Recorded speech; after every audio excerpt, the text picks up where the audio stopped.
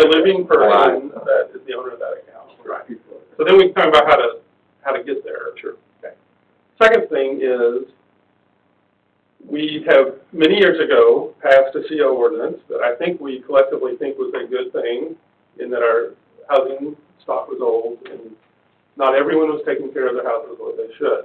So when someone moved out, then there's an opportunity for the city to be involved in that process and bring houses back up to code that otherwise would have continued to deteriorate. So the question is, when there's a situation like this, it's a family, and it goes from a spouse to the other spouse, the first question is, should that process occur? My answer would be no, it should not, because it's the same people living there and it's the same generation. I agree. So then the second question, which we know happens, and happens a fair amount in our city, it seems, is that either it goes to the next generation, so a child or a nephew or whatever, and then there's two scenarios there. One is the child's been living there their whole life and they continue to live there. The second is that they haven't been living there their whole life, but they move in. My answer to those are, because of the same reason when someone moves we have a CO, I think when it goes from generation to generation, it's an appropriate time to do that again, specifically as it relates to this process. That's an opportunity to go in there. Otherwise, it could just go for 50, 75, 100 years. Well, anyway, we can debate that, but that's another decision point. And then the sub-decision point is if the child is living there or not living there. But to me, it's no different when it goes from generation to generation than if someone's moving out. And there's a public interest, based on what you said, about people going in there. I can tell you some horror stories. There are houses with tunnels outside. I mean, they're where the kids, the old parents just are not cognitively able to regulate the activities. There was one on Frontier that when that person finally passed away, it opened doors for the city to come in and go, all right, this fire hazard, all the neighbors up and down the street that have been complaining that we really couldn't, we'd be doing search warrants and stuff like that, but it doesn't ever trigger the city going in and saying, hey, all these exposed wires, the pulled up floor, the fact that they ripped all the copper out of the bathroom, now we're going to regulate this. But that same thing could apply to somebody who just rents houses, and they keep the water bill in their name, and they keep the rent. If you're going to do this to a child that's lived 65 yeyears with his parents, because I know an example of that, and then you're going to make them go through the same hoops. Maybe you should make the renters, when they change renters, go through the same. And I agree with that, but then I still come back to on that one. I know you've got, every time we talk about this, you say that hypothetical about it could go from generation to generation to generation for 100 years. At the end of the day, we've had the CO for about 25 years. We've had, 70 or 80% of the houses in town have had an inspection within that 25 years. So I don't feel like that hypothetical is happening. And I also feel, when you, like you said, you started with that first question that we all agree on, which is that it should be in the name of the person who's alive and is doing that. And part of why you wind up with this, part of why I've had people come up to me and say, Joe, please don't tell them the water's still in my dad's name. He's been dead for however long. Because they're so terrified of making it accurate, because if they make it accurate, then we're going to use that as our chance to go in there and that's a bad thing. You're creating that as a bad thing, using a hammer. That's not having a CO isn't a, you're not trying to harm. But we have people that come up before us that it winds up being a hammer. I'm not saying staff is using it as a hammer. I'm not saying anybody's trying to run them out of here. But we say we want the policy to be accurate, but then we still wind up making the alternative so, in some cases, so cumbersome that it makes it a very simple case for people to just ignore trying to make it accurate, because that's going to be, that's the bad thing to do a CO.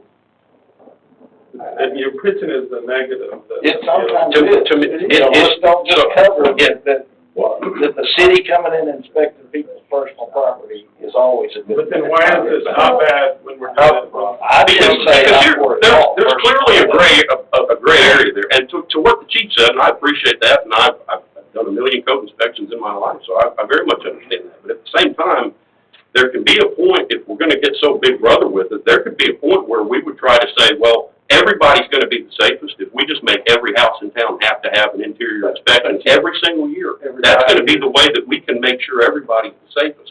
That's, one, it's impractical, two, it's ridiculous, but that's make people, suggesting that. No one's right, but that's suggesting the most to the point of if there's ever an issue in a house, that's how you take care of it. So, balance that with public safety. Remember that you have to balance that with public safety. The 30% of the people that the houses are falling apart are usually the 80% of the calls that we're going on. right. So we're in these houses in the dark at night, walking through with, the fire department, and you guys have seen some of the houses that come before you.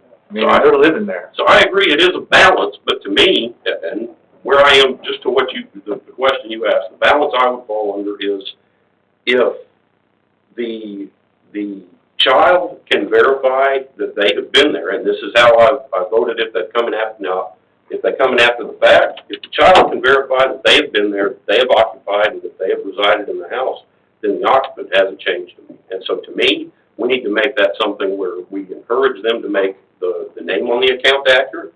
We need to encourage them, I would say even to make the deposit accurate, because we've had people come in before that have had $5 deposits from the business.